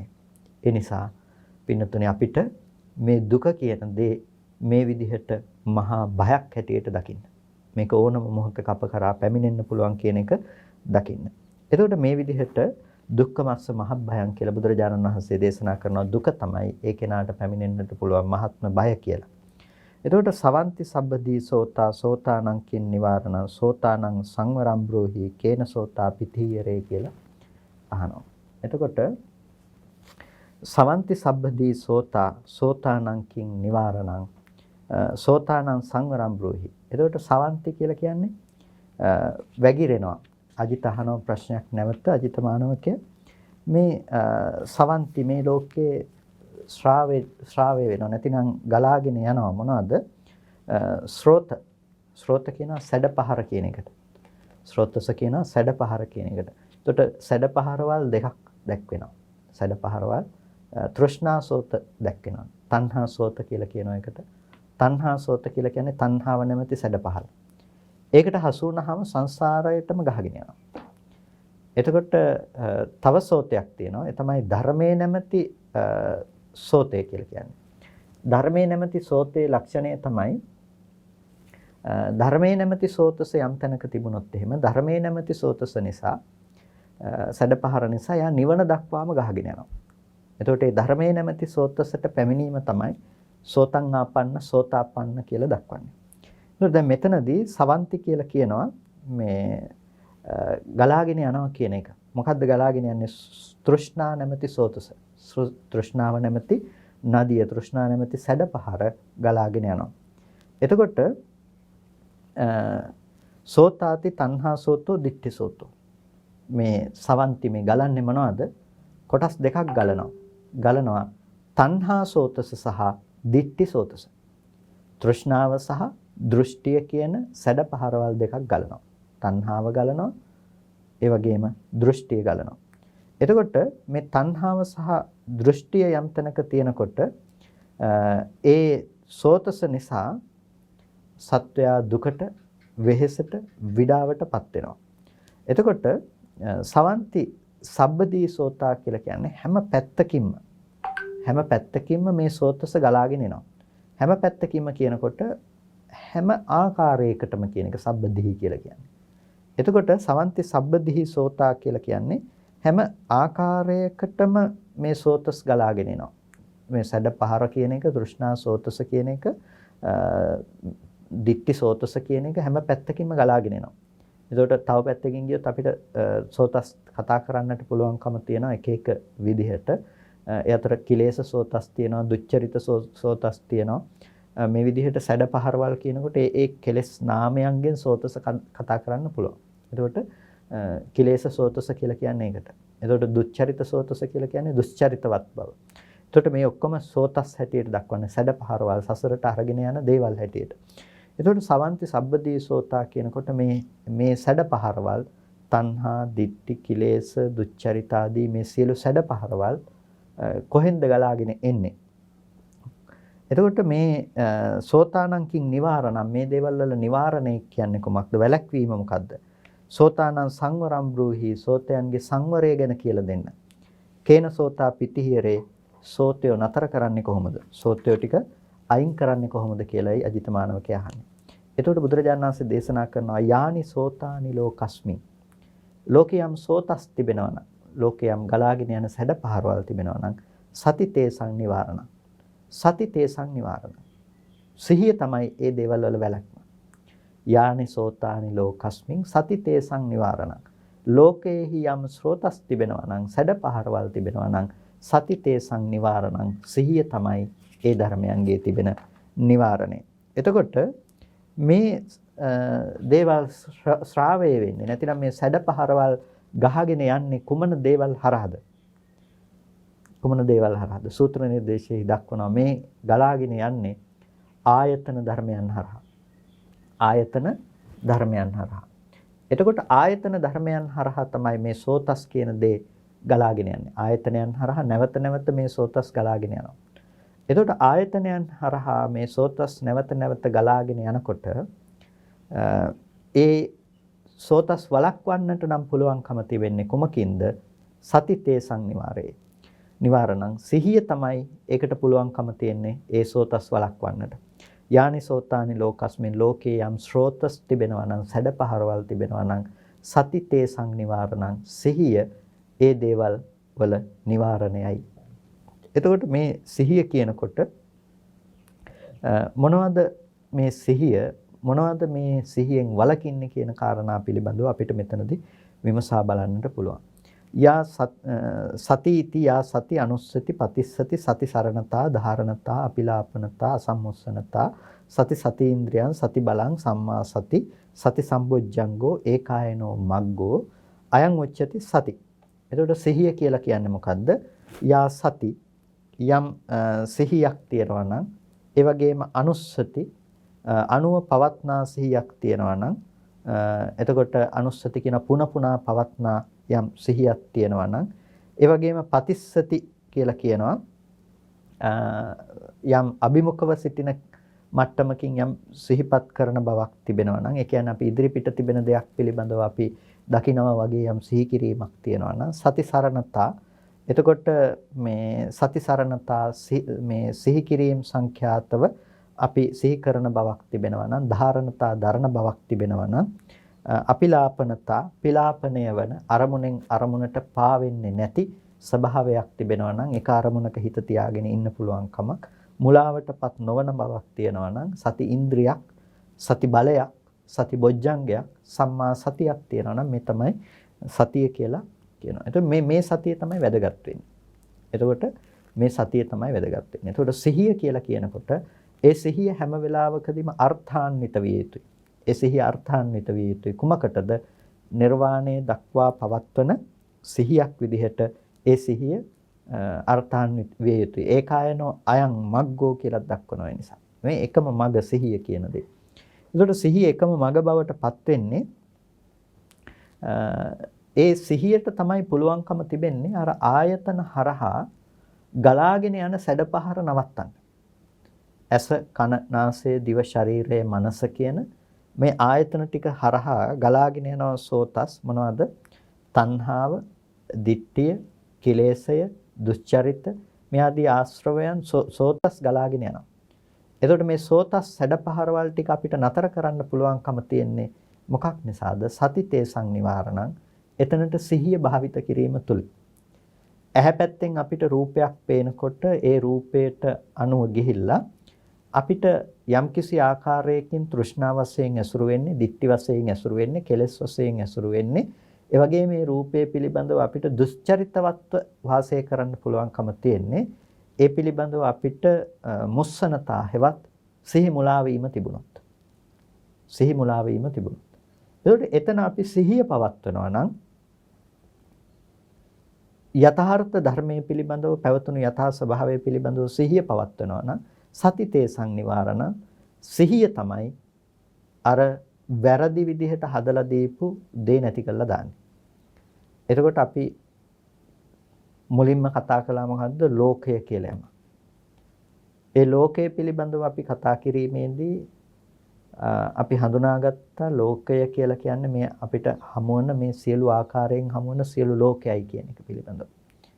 එතකොට ඒ ලෝකය කියන දේ අපිට හටගෙන තියෙන්නේ මොකද්ද? සබ්බදීහි කියන වචනයක් තියෙනවා. සබ්බදීහි වචනය සවන්ති සබ්බදීසෝතා කියලානේ කිව්වේ. සියලුම පැති වලින් සවන්ති සබ්බදීසෝතා. එතකොට හැම පැත්තෙම මේ සෝතස් ගලාගෙන යනවා කියන එක. එතකොට මේ හැම පැත්තෙම මේ සෝතස් ගලාගෙන යනකොට හැම පැත්තෙම මේක සිද්ධ වෙනකොට මේ සිද්ධ වෙන්නේ ආයතන ටික හරහා. එතකොට අර ආයතන ටික ගැන තමයි අපිට නුවණ නැත්තේ කියන්නේ. ආයතන ටික තමයි පිළිබඳව තමයි නුවණ නැත්තේ. දැන් අපි කිව්වට අපි මුළු ලෝකෙම ඇසුරු කරනවා කියලා ලෝකෙ පරිහරණය කරනවා කියලා මුළු ලෝකයක් තියනවා කිව්වට ඔබ ඇහෙන් එළියට ගිහිල්ලා නැහනේ. ඔබ කනෙන් එළියට ගිහිල්ලා නැහැ. නාසයෙන්, දිවෙන්, කයෙන්, මනසෙන් එළියට ගිහිල්ලා නැහැ. ওই ටික ඇතුලේ ඉඳලා තියෙන්නේ. මනසත් හැසිරලා තියෙන්නේ මොන ටික අනුවද? ඇහෙන් ගෙනල්ලා දෙනවා නම් අරමුණක්, ඒ අරමුණට අනුව හැසිරලා තියෙනවා. කනට ශබ්දයක් ඇහිලා තියෙනවා නම් ශබ්දයට අනුව හැසිරලා තියෙනවා. ඒකෙන් වෙන්නේ නැත්නම් ඔබට ඊට අනුව හැසිරෙන්න පුළුවන් කමක් නැත්තේ නෑ. ඊට අනුව හැසිරෙන්න පුළුවන් කමක් නැත්තේ නෑ. නාසයට, දිවට, කයටත් ඒ විදිහට. අපි හැසිරලා තියෙන්නේ මේ ටිකට අනුව. දැන් හිතන්නකෝ ශබ්දය කියන දේ ඔබට නැති වුණොත්. දැන් ලෝකයේ තුලින්ම උදාහරණයක් ගත්තොත් උත්පත්තියේ යම් කිසි කෙනෙකුට ශ්‍රවණාබාධිත නම් ඔහුට ශබ්දය ඇහෙන්නේ නැත්නම් ಜಾති බදිර නම් ඒ කෙනාට වචන කතා කරන්න පුළුවන් කමක් නැත්තේ නෑ. වචන කතා කරන්න පුළුවන් කමක් නැත්තේ නෑ. ඇයි වචන කතා කරන්න පුළුවන් කමක් නැත්තේ? ඒ කෙනාට ඒ ශබ්ද ලෝකයේ හිස් නිසා එයාට අපි කතා කරන දේ පිළිබඳව එයාට නිමිතියක් නැහැ. එයා යම් සංඥාවන් ගොඩනගා ගන්නවා ඊට පස්සේ දර්ශනයට අනුරූපව පේන දේවල් වලින් සංඥා භාෂාවන්ගෙන් එයා පුරුදු වෙනවා. කෙනෙක් හිටියොත් ජාත්‍යන්දයි ಜಾති බදිරයි. ඇස්පෙන්නෙත් නැහැ, උත්පත්තියම කන් ඇහෙන්නෙත් නැති කෙනෙක් හිටියොත් එතකොට එයාගේ මුළු ලෝකයම එයාට ස්පර්ශ ලෝකය, ගන්ධ ලෝකය සහ රස ලෝකය යට ඇත්ත වෙන්න පුළුවන්. හැබැයි මේ දෙක යට වැහිලා. එතකොට අපිට පේනවා මේ අපි ලෝකය කියලා යමක් ඇසුරු කරනවා නම් එයාට අපිට ಜಾති අන්ධ කෙනෙකුට අපිට ගිහිල්ලා නිල් පාට කියන්නේ මේ වගේ ලස්සන පාටක්. රතු පාට කියන්නේ මේ වගේ පාටක්. සුදු පාට කියන්නේ මෙහෙම එකක් කියලා දෙන්න බෑ. කන් ඇහෙන්නේ නැති කෙනෙක් ළඟට ගිහිල්ලා අපිට ශබ්දය ගැන කියලා දෙන්න පුළුවන් කමක් නැහැ. කතාවටත් කියන්නේ බීරි අලින්න වීණා ගහනවා වගේ. ඒක වැඩක් නැහැ. එහෙනම් ශබ්ද රූපේ කන් ඇහෙන්නේ නැති කෙනෙක් ළඟට ගිහිල්ලා ශබ්ද කොච්චර කතා කළත් ඒක තේරුමක් නැහැ. එතකොට ඇයි තේරුමක් නැත්තේ? එයාට ඒක ගෝචර වෙන්නේ නැති නිසා. එතකොට දැන් අපිට අද ලෝකයේ තියෙන්නේ අපි කන ඇසුරු කරන නිසා. අපිට අද ලෝකයේ තියෙන අපි ඇස ඇසුරු කරන නිසා. එතකොට ඇහැ ඉක්මවා ගිහිල්ලා නැහැ අපි. කන ඉක්මවා ගිහිල්ලා නැහැ අපි. අපි ඉන්නේ මේ ආයතන ටික ඇතුලේ. ආයතන ටික ඇතුලේ. අපි මුළු ලෝකයක් තියෙනවා කියලා කිව්වට ඇත්තටම ලෝකේ හැදෙන්න පටන් ගත්තේ ඔබට ඇහැට රූප පේන්න පටන් ගත්ත තැන ඉඳලා. ඔබට කනට ශබ්ද ඇහෙන්න පටන් ගත්ත තැන ඉඳලා. ඇහැට රූප පේන්න පටන් ගත්ත තැන ඉඳලා තමයි ඔබට දකින්න පුළුවන් ලෝකේ පටන් ගැනීම සිද්ධ වෙන්නේ. කනට ශබ්ද ඇහෙන්න පටන් ගත්ත තැන ඉඳලා තමයි ඔබට ශබ්ද ලෝකේ ඇත්ත වෙන්න පටන් ගත්තේ. එතකොට ඔබ හිතනවා අහපු ශබ්ද එළියේ තියෙනවා, දැකපු රූප එළියේ තියෙනවා. මේ විදිහට අපි දැකපු නිමිති රූප පිළිබඳව අපි හිතනවා බාහිර ලෝකේ පවතින දේවල් හැටියට. රූපයේ තුල අපිට විඥානයේ නැවත පිහිටා සිටිනකොට අපි හිතනවා මේ දේවල් එළියේ බාහිරයේ තුල පවතින දේවල් හැටියට. ඒ විදිහට කල්පනා කරගෙන අපි නැවත ඒ රූපේ අසුරු කරනවා. නැවත ඒ රූපේ පැත්තට නැඹුරු වෙලා ජීවත් වෙනවා. ඒක තමයි අපි වැඩිපුරම ඇති කරගන්න දේ කෙලෙසේ ප්‍රතිඵලයේ බවට පත්වන්නේ. ඒ කියන්නේ අපි හිතින් නැවත ඒ ධර්මය නිරුද්ධ වුණත්, ඒ ධර්මය නැති වෙලා ගියත්, ඒ ධර්මයේ නැවත අපි අසුරු කරනකම්. ඒකට අපි කොහොමද මේකෙන් මිදෙන්නේ? දැන් අපිට මේ ආයතනයන්ගේ එන මේ පීඩාව තියෙනවා නම්, පීඩාව කියන්නේ මේ ගලාගෙන එන සෝතස තියෙනවා නම් මේක නතර කරන්න පුළුවන් කමක් නැත්තේ. ඒ නිසායි මේ ආයතනයන්ට සිහිය කියන දේ, දොරටුවට සිහිය කියන දේ දාලා මේක වහන්න කියලා කියන්නේ. සති තේසන් නිවාරණම් කිව්වේ ඒකයි. ඒකට සිහිය දාන්න වෙන්නේ මොකකටද? ආයතන 6ට. එනිසා අපිට මේක පිරිසිදු දකින්න යනකොට ලෝකයක් ගැන හිත ඉන්න අවශ්‍ය නැහැ. අපිට දකින්න අවශ්‍ය වෙන්නේ මේ ආයතන ධර්මතා ටිකක් පිළිබඳව. ආයතන 6යි. ඇස, කන, නාසය, දිව, ශරීරය, මනස කියන මේ ආයතන ටිකේ යථාර්ථය තමයි අපි ප්‍රතිවේද කළ යුතු වෙන්නේ. එතකොට අපිට පේනවා ඇහැට රූපයක් පේනවා නම් පේන රූපේ ස්වභාවය තමයි වර්ණ සටහනක් විදිහට ඇහැට ආපුකම. තේරෙන විදිහට අපි කිව්ව බාහිර රූපයකට පතිත වෙලා එන පරාවර්තිත ආලෝකයක් ඇහැට එනකම තමයි රූපේ ස්වභාවය. අපිට ඒ පරාවර්තිත ආලෝකය ගෙනල්ලා දෙන්නේ නැහැ. මේක අවුරුදු 1000ක් විතර තියෙන රූපයක් කියලා අපිට ගෙනල්ලා දෙන්නේ නැහනේ. ඒ වර්ණ රූපේ ඒ මොහොතේ පරාවර්තිත ආලෝකයක්. ඊළඟ මොහොතේ නැවත ඇස් දැල්වා බලනකොට අපිට පේන්නේ මොකක්ද?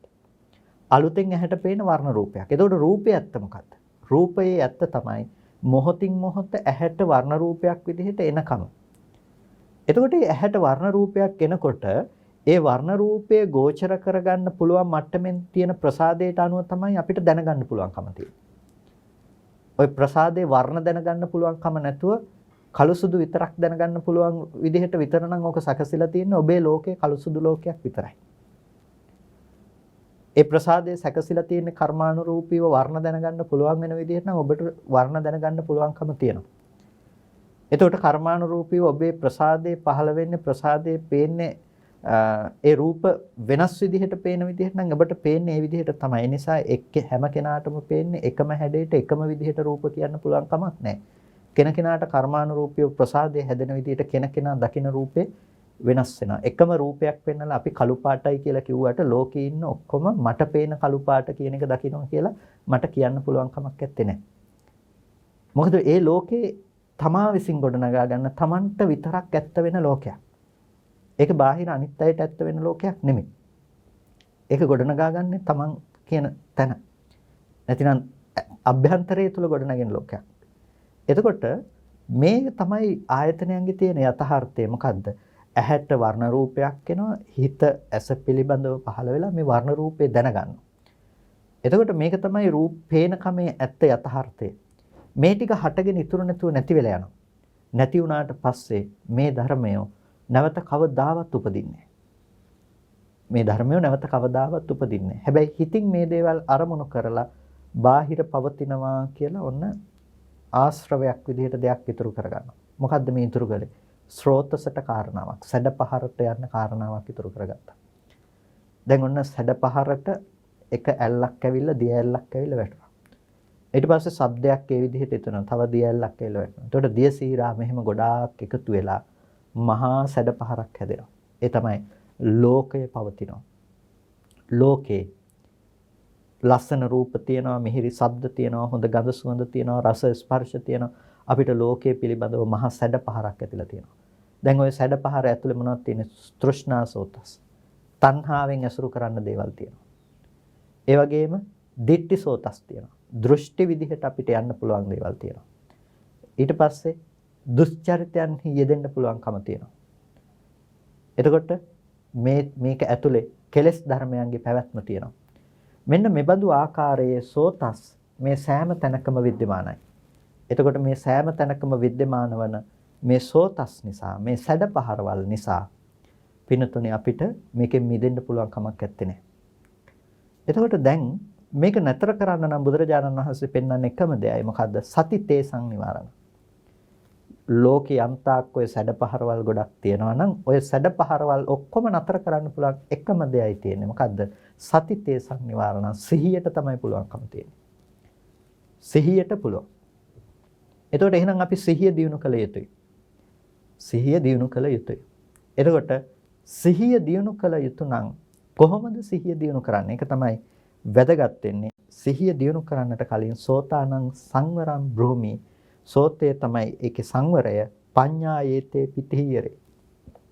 පඤ්ඤායේතේ පිතිහියරේ. එතකොට යම් කිසි විදිහකින් යම් ප්‍රඥාවක් තියෙනවා නම් ඒ ප්‍රඥාවෙන් තමයි ඒ ධර්මයේ ඒ විදිහට පවත්වන්නට පුළුවන්කම තියෙන්නේ. ඒ කියන්නේ ඒ සෝතස වහලා දාන්නේ ප්‍රඥාවෙන්. සති තේසන් නිවාරණං සිහිය තමයි ඒ ධර්මයන්ගේ වැළැක්වීම සිද්ධ කරන්නේ. පඤ්ඤායේතේ පිතිහියරේ. ප්‍රඥාවෙන් තමයි මේ ධර්මයෝ ඒ කියන්නේ ඒ පිළිබඳව ක්‍රියාත්මක වීම සිද්ධ කරන්නට පුළුවන්කම තියෙන්නේ. පඤ්ඤායේතේ පිතිහියරේ. එතකොට මේ ප්‍රඥාව යම් තැනක තියෙනවා නම් මේ ප්‍රඥාව නැත්නම් යම් තැනක ඒ ප්‍රඥාවට නැතිනම් ප්‍රඥාවේ සහාය නොලබන සිහියට කල හැක්කක් එතන නැහැ. ප්‍රඥාවේ සිහිය නොලබන දෙයකට කල හැක්කක් නැහැ. සමහර වෙලාවට අපි දකිනවා සිහිය අපි දියුණු කරනවා. හැබැයි එතන ප්‍රඥාවෙන් ලැබිය යුතු ආලෝකය, ප්‍රඥාවෙන් ලැබිය යුතු දේ නොලැබ. අපි කොච්චර සිහිය වැඩුවත් තේරුමක් නැහැ. ප්‍රඥාවෙන් ලැබිය යුතු ආලෝකය ලැබෙන්නේ නැත්නම්, ප්‍රඥාවෙන් ලැබෙන දේ ලැබෙන්නේ නැත්නම්. ඒ නිසා පඤ්ඤායේතේ පිතිහියරේ මේ කොටස් දෙකම බුදුරජාණන් වහන්සේ එකට දේශනා කරන්නේ. සෝතානං සංවරම් සතිතේසං නිවාරණං සෝතානං සංවරම් භූමි පඤ්ඤායේතේ පිතිහියරේ. එතකොට සතිය තමයි මේ දේවල් වල වැළැක්ම. සතියට තමයි පුළුවන්කම තියෙන්නේ සෝතයන්ගේ සංවර බව ඇති කරන්නට. පඤ්ඤායේතේ පිතිහියරේ ප්‍රඥාවෙන් තමයි මේක සම්පූර්ණම මේ සෝතස් ටික වළක්වා දාන්න පුළුවන්කම තියෙන්නේ. වසා දමන්න පුළුවන්කම තියෙන්නේ. එතකොට අපි මේ පිතිහියරේ කියන එක හොඳට තේරුම් ගන්නට ඕනේ. ප්‍රඥාවෙන් කොහොමද මේ සෝතස් ගලන්නේ නැති තත්වයටපත් කරන්නේ?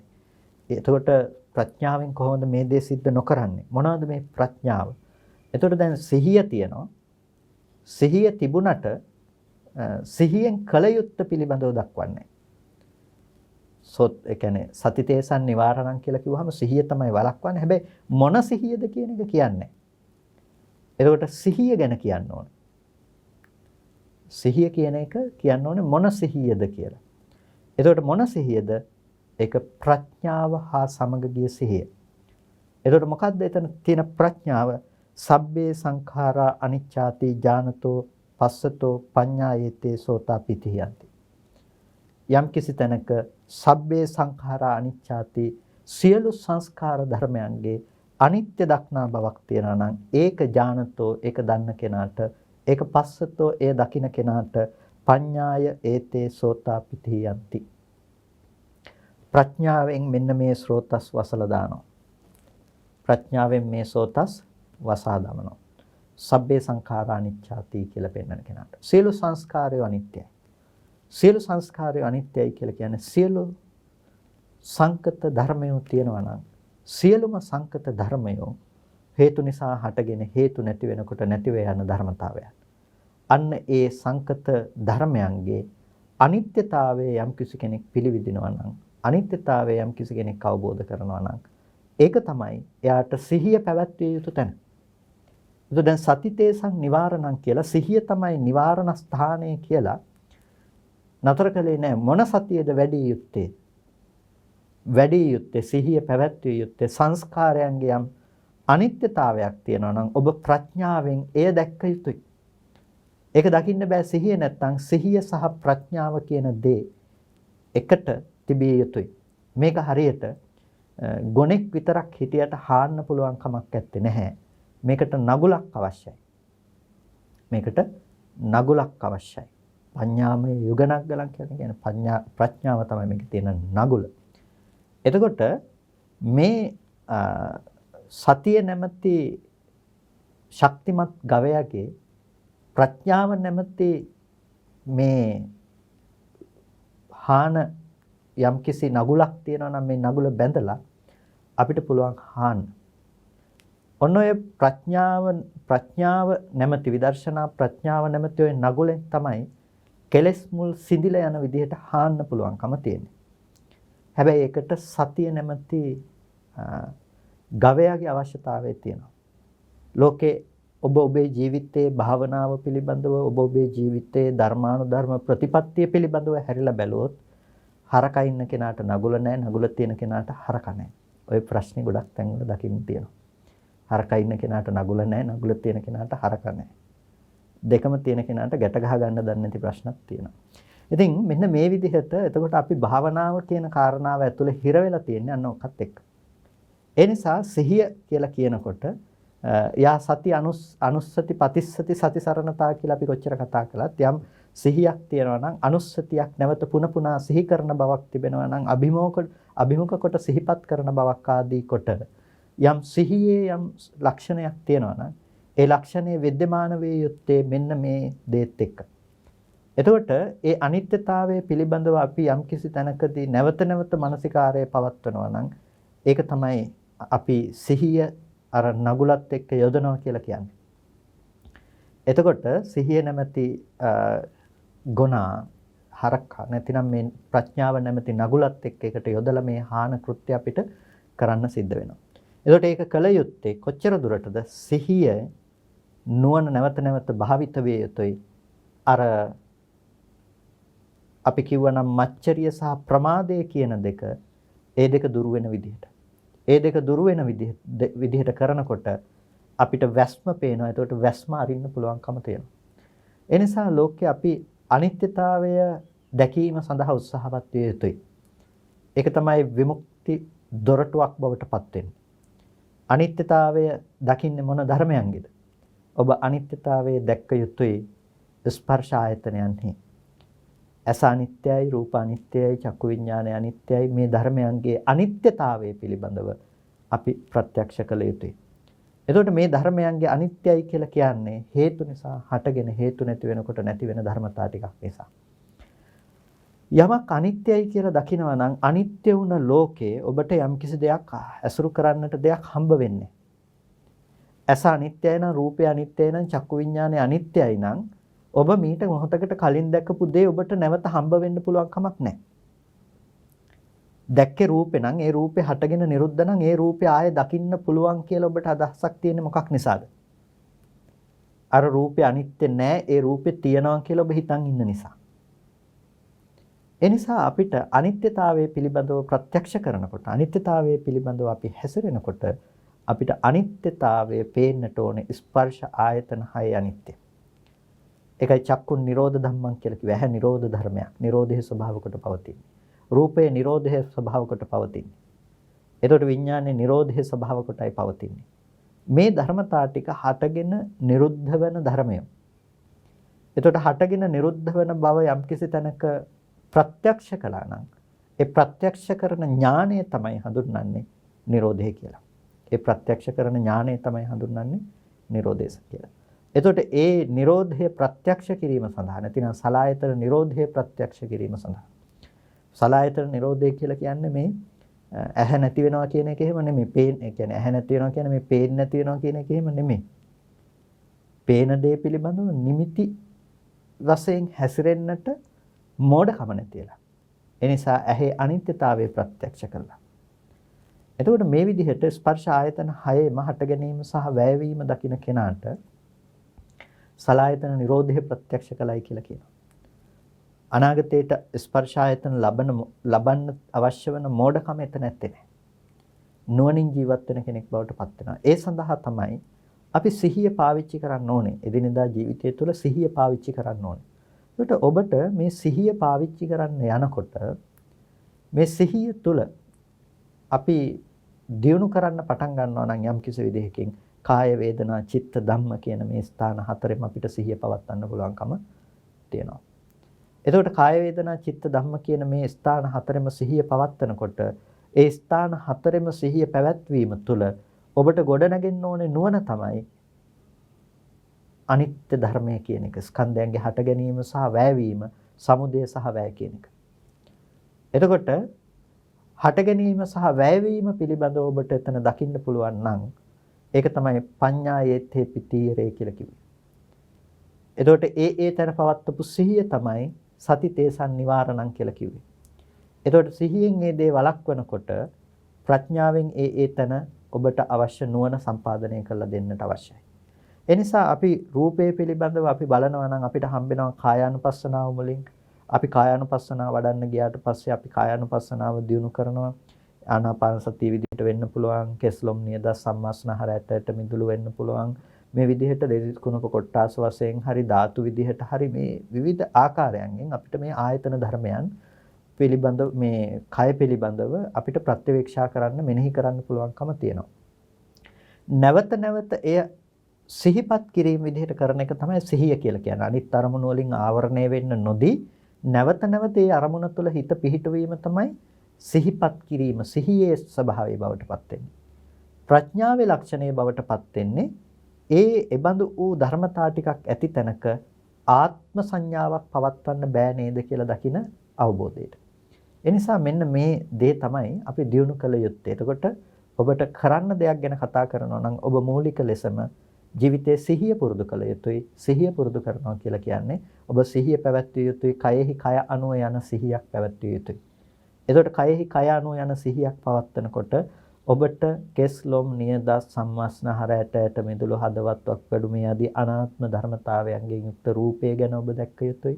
ඊට පස්සේ ඔබ එහෙම නැත්නම් පඨවි ආපෝ තේජෝ වායෝ කියන සතර මහා ධාතුව දැක්ක යුතුයි. මේ ආදී ලෙස මානසිකාරයේ පැවැත්විය යුතුයි. එතකොට ඔබ කොටස් විදිහට කලාප සම්මර්ෂණය කරනකොට ඔබට මේ රූපය පිළිබඳව යම් පුද්ගලයෙක් සත්වයක් කියලා ඝන සංඥාවක් තිබුණා නම් ඒ ඝන සංඥාව දුරු වෙන්න පටන් ගන්නවා. එතකොට දුරු වෙන්න පටන් ගන්නකොට අනාත්ම සතර මහා ධාතුවක පැවැත්ම කියන තැනට හිත තබා ගන්න පුළුවන්. එතකොට ඔබට පුළුවන් යාච මේ අධ්‍යාත්මිකාච පටවි ධාතු, බාහිරාච පටවි ධාතු, පටවි ධාතු රේවේසං කියලා ආධ්‍යාත්මික යම් පටවි ධාතුවක් ආධ්‍යාත්මික කය ස්පර්ශ කරනකොට තද ගතියක් තියෙනවා නම් බාහිර රූපේ ස්පර්ශ කරනකොට තද ගතියක් තියෙනවා නම් මේ තද ගතිය එක සමානයි කියලා අපිට තදගතිය දකින්න පුළුවන්කම තියෙනවා. එතකොට ආධ්‍යාත්මික ආපෝ ධාතුවක් බාහිර ආපෝ ධාතුවක් තියෙනවා නම් මේ දෙක එක සමානයි කියලා දකින්න පුළුවන්කම තියෙනවා. මේ විදිහට ධාතුන්ගේ තියෙන සමාන ලක්ෂණය දකිමින් මෙතන පුද්ගලයෙක් හෝ තව දෙයක් නෙමෙයි අනාත්ම සතර මහා ධාතුවයි කියන තැන හොඳට පරිග්‍රහණය කරන්න පුළුවන් වෙන්න ඕනේ. ඊට පස්සේ ධාතු පිළිබඳව මේ විදිහට පරිග්‍රහණය කරනකොට ඔබට පේන්නට ඕනේ අනාත්ම ධාතුව ඇති තැනක ඇහැට පෙනිලා තියෙන හැම මොහොතකදීම වර්ණ සටහනක් විතරයි. සතර මහා ධාතු ඇසුරු කරගත්ත වර්ණ සටහනක් විතරයි. එතකොට වර්ණ සටහන හටගත්ත තැන නැවත ඒ වර්ණ රූපයේ පැමිණීමක් නැහැ. ඒ වර්ණ රූපයේ ගෝචර කරගත්ත ඇහි නැවත හට ගැනීමක් ඇත්තේ නැහැ. ඒ වර්ණ රූපයේ පිළිබඳව දැනගත්ත හිත නැවත කවදාවත් හටගන්නේ නැහැ. මේ ධර්මතා ටික හටගෙන ඉතුරු නැතුව නැති වෙනවා කියලා ආයතන ධර්මතාවයන් පිළිබඳව නැමුණු සිහියක් තියෙන්න ඕනේ.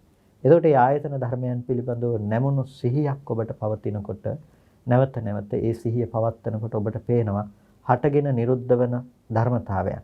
එතකොට ඒකම අනිත්‍ය ලක්ෂණයේ බවට පත් වෙනවා. ඔබ අප්‍රමාදී විය යුතුයි ඒ අනිත්‍ය ලක්ෂණය සම්පාදනය කර ගැනීම සඳහා. ඉතින් මේ විදිහට අපිට මේ මාර්ගය පිළිබඳව කතා කරන්නට පුළුවන්කම තිබෙනවා. අපි විශේෂයෙන්ම මේ අජිත සූත්‍රය ආශ්‍රය කරගෙන අපි කතා කරන්නට යෙදුනේ කරුණු කාරණා කිහිපයක් පමණයි. අපිට එතකොට තව බොහෝ කාරණා කිහිපයක් තියෙනවා මේ පිළිබඳව සාකච්ඡා කරනවා නම් හෙට දවසේදීත් තුනට දේශනාවක් පැවැත්වෙනවා. එතකොට අපි බලාපොරොත්තු වෙනවා මේ සූත්‍රයේම ඉතිරි කාරණා ටික අපි එතනදී සාකච්ඡා කරන්නට ඒ සඳහා ඉද ප්‍රස්තාව සලසා ගත්තොත් මේ සූත්‍රයේ ඉදිරි කාරණා ටික ඉදිරියට අපිට සාකච්ඡා කරන්නට පුළුවන්කම තිබෙනවා. ඉතින් කල්පනා කරගන්න අද දවසේදී මේ විදිහට සද්ධර්ම ශ්‍රවණය කරගෙන යෝනිසෝ මනසිකාරාදී පවත්තලා හැම කෙනෙක්ම ඊටාම වටින කුසල කර්මයක් සිද්ධ කරගන්නට යෙදුණා. මේ සිද්ධ කරගත්ත සියලුම කුසල ධර්මයන් අපි අනුමෝදන් කළ යුතු අයට අනුමෝදන් කරමු. පළමුවෙන් අපට අර්ථයෙන් ධර්මයෙන් අනුශාසනා කළ අපේ ධර්මාචාර්ය අවසරයි මාංකඩවල සුදස්සන ස්වාමීන් වහන්සේටත් අවසරයි මාංකඩවල නන්දරත්න ස්වාමීන් වහන්සේටත් ස්වාමීන් වහන්සේලා දෙනමටම උතුම් නිවනින් සැනසීම පිණිස මේ කුසලය හේතු පාරමිතාවක් වේවායි කියලා ආශිර්වාද කරනවා. ඒ වගේම සියලු දෙවියන්ටත් මේ පින් අපි අනුමෝදන් කරනවා. දෙවියෝ මේ පින් සතුටින් සාදුනාදෙන් අනුමෝදන් වනු ලබත්වා. දෙවියන්ටත් උතුම් නිවනින් සැනසීම පිණිස මේ කුසලය හේතු පාරමිතාවක් වේවා කියලා සාදු කියලා දෙවියන්ටත් පුණ්‍ය අනුමෝදනා කරන්න. ඒ වගේම අද දවසේදී මේ සියලු කුසල ධර්මයන් අනුමෝදන් කරන්නට බලාපොරොත්තු වෙනවා. මිය පරලෝකීය ඥාතීන්ට විශේෂයෙන්ම මිට 7 දිනකට පෙර අවුරුදු 101ක් ආයු වළඳා ඒ මිය පරලෝ යන්නට යෙදුණු හේමා ගුණවර්ධන මෑණියන්ගේ ඒ පියතුමාණන් වන මඩබාවිට දංගෝවිට නිසංසලා නිවසේහි පදිංචිව සිටි එස්.ඒ. සිරිසේන මහත්මයාට පුණ්‍ය අනුමෝදනා කරන්නට බලාපොරොත්තු වෙනවා. ඒ වෙනුවෙන් සේනාසනයේදී වෙන සීමා මාලකයේ සඳහාත් දායකත්වයේගත් බව දක්වලා තියෙනවා. එක් මහා කුසල කර්මයක් ඒ වෙනුවෙන් සිද්ධ කරගන්නට යෙදුණා. ඒ වගේම බලාපොරොත්තු වෙනවා තෙමසකට පෙර මිය පරලෝ යන්නට යෙදුණු ඒ රංජිත් මහත්මයාගේ ඒ වගේම බිරිඳ වූ ඒ වගේම හසිත සහ ශෂ්මිනී දිනේගේ මෑණියන් වූ ශාන්ත තිලකා දීපා ප්‍රියදර්ශනී රේණුකා ශ්‍යාමා සහ විරාජ් යන පිරිසගේ සොහොයුරිය වූ ඒ කේමා කුමුදුනී සමරරත්න ඒ මෑණියන්ට පුණ්‍ය අනුමෝදනා කරන්නටත් ඒ පින්වත් පිරිස බලාපොරොත්තු වෙනවා. විශේෂයෙන්ම ඒ පින්වත් දෙපළට අපි මේ සියලු කුසල ධර්මයන් සියලු පින් අනුමෝදන් කරනවා. ඒ සියලුම කුසල ධර්මයන් අපි මේ විදිහට ධර්ම ශ්‍රවණය කිරීමෙන් රැස් කරගත්තා වූ ඒ සියලු කුසල ධර්මයන්ොත් ඒ වගේම මේ මහා සංඝරත්නය උදෙසා ඉදිවෙන මේ සියලුම ස්වාමීන් වහන්සේලාගේ සීල විසුද්ධිය නැතිනම් සීලේහි පාරිශුද්ධ භාවය සඳහා උපනිශ්‍රේ වන සීමා මාලකයේ ඉදි කිරීමට සම්බන්ධ වීම තුළින් ජනිත කරගත්ත ඒ සියලුම කුසල ධර්මයන්ොත් අපි මේ ජීවිතේ පුරාවට සිදු කරගත් සියලු කුසල ධර්මයන්ොත් අනුමෝදන් කරනවා. ඒ මිය පරලෝ යන්නට යෙදුණු එස්.ඒ. සිරිසේන පියතුමාණන්ටත් කේමා කුමුදුනී සමරරත්න ඒ මෑණියන්ටත් පුණ්‍ය අනුමෝදනා කරමු. ඒ දෙපළ ඇතුළු ඔබ සෑම සිළු දෙනා නමින් මිය ගිහිල්ලා යම් කිසි ඥාතිවරයෙක්මින් බලාපොරොත්තු වෙනවා නම් ඒ සෑම සිළු ඥාති වර්ගයාම මේ පින තමන් කළ පිනක් මෙන් සතුටින් සාදුනාදයෙන් අනුමෝදන් වනු ලබත්වා. ඒ හැම දිනාටම උතුම් නිවනින් සැනසෙන්නට මේ පින හේතු පාරමිතාවක්ම වේවා කියන අදහසින් පින් අනුමෝදන් කරමු. දායකත්වයෙන් කටයුතු කළ ඒ පින්වත් සෑම සිළු දෙනාටමත් ධර්ම ශ්‍රවණය කළ ඔබ සෑම සිළු දෙනාටත් අපි මේ පින් අනුමෝදන් කරනවා. ඒ වගේම විශේෂයෙන්ම ස්වාමීන් වහන්සේලා පිළිබඳව විශේෂයෙන්ම හොයලා බලමින් ස්වාමීන් වහන්සේලාගේ සෞඛ්‍ය තත්ත්වයන් පිළිබඳව බොහොම උමනාවෙන් කැපවීමෙන් කටයුතු කරපු ඒ වෛද්‍ය මහේශිකා මහත්මිය රෝගාතුර වෙලා ඉන්නවා. එතුමියටත් මෑණියන්ටත් සහෝදරියටත් අපි මේ වෙලාවේදී ආශිර්වාද කරනවා. හැම දිනාටම නිදුක් නිරෝගී සුවපත් බව චිරජීවනයේ සැලසේවා. කායික මානසික සැනසෙල්ල උදා කරගෙන අමා මහ නිවනින් සැනසීම පිණිස මේ කුසලය හේතු පාරමිතාවක්ම වේවා කියලා හැමදෙනාම සාදු කියලා අනුමෝදන් වන්න. හැමදෙනාටම තෙරුවන් සරණයි.